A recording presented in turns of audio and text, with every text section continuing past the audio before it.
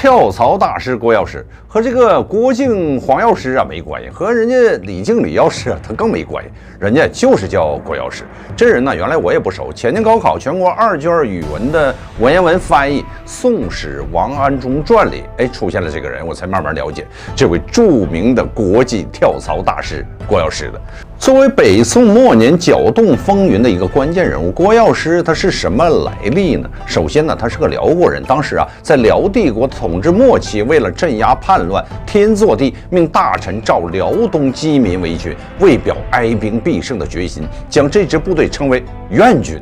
平民出身的郭药师就是其中的一个首领。此人呢，虽然有个汉姓，但估计应该是个当地的胡汉混血。后来呀，愿军改名为常胜军。郭药师由于身材高大、仪表堂堂，而且确实有一定将略，于是被擢升为都管押常胜军和涿州留守。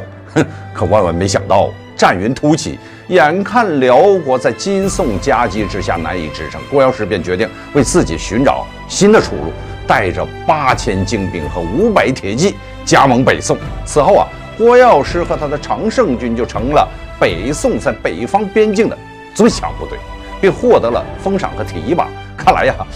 这投宋还真是个正确的选择呀！你说要是选择了猛将辈出的女真，那还得靠自己动手去丰衣足食，哪里比得上宋朝对外藩降将的丰厚之待遇啊！1123年6月，依靠攻辽战争中的立功无数，有幸到汴梁获得宋徽宗接见，于是立刻化身马屁精，表示很早就想瞻仰赵家天子真容。深受感动的皇帝马上赐给豪宅美女，还带他去金明池看赛龙舟表演，甚至多次为他举办盛大酒宴。在酒席之上还一度想委托郭药师带兵去擒拿天祚帝，但后者立马是惟妙惟肖的上演苦情戏，泪如雨下的表示：“我已经投降，我就不忍心加害雇主啊！”习惯感动的宋徽宗也对这种行为大加赞赏，将脱下的珠袍和自己的金面盆都赏赐给了对方，被顺利提拔为了河北燕山府检校副使，同时将常胜军扩张到5万之众。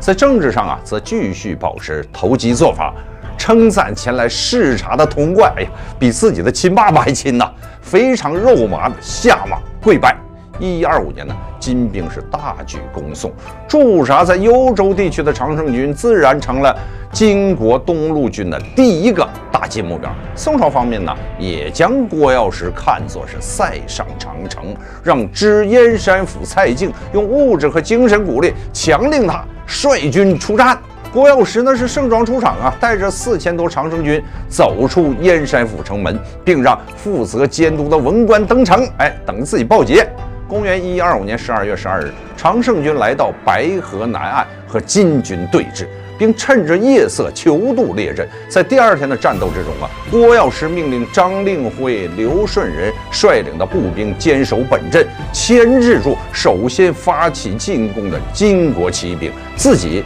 则率领骑兵进行包抄，成功杀入了女真营地。但是却遭到了一支金国偏军干扰，冲退了本来就和郭药师不和的张令辉部队。这些人呢，索性让出常胜军的侧翼，让同样心怀不满的刘顺仁也如法炮制。在2个人的神助攻之下郭药师眼看着到手的胜利就此泡汤。3个人呢，在撤回燕山府之后，还继续互相谩骂。更让郭药师发现，自己遭到了仇视已经很久了。为避免自己成为邀功礼物，立刻先下手为强，抢在其他人面前扣留了蔡京，最后带着7万士兵、1万战马和5万甲胄投降了金国。女真人是大喜过望，立刻赐予他金牌和国姓作为奖励。与此同时宋徽宗加封郭药师为世袭燕王的诏书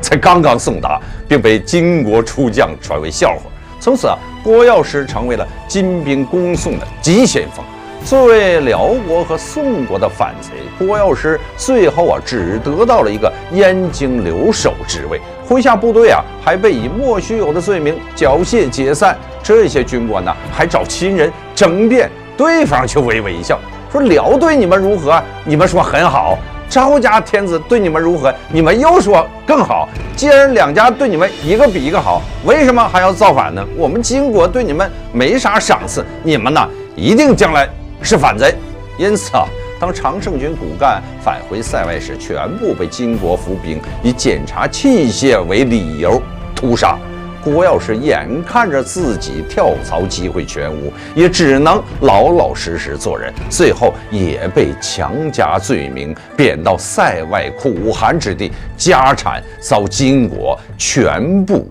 没收。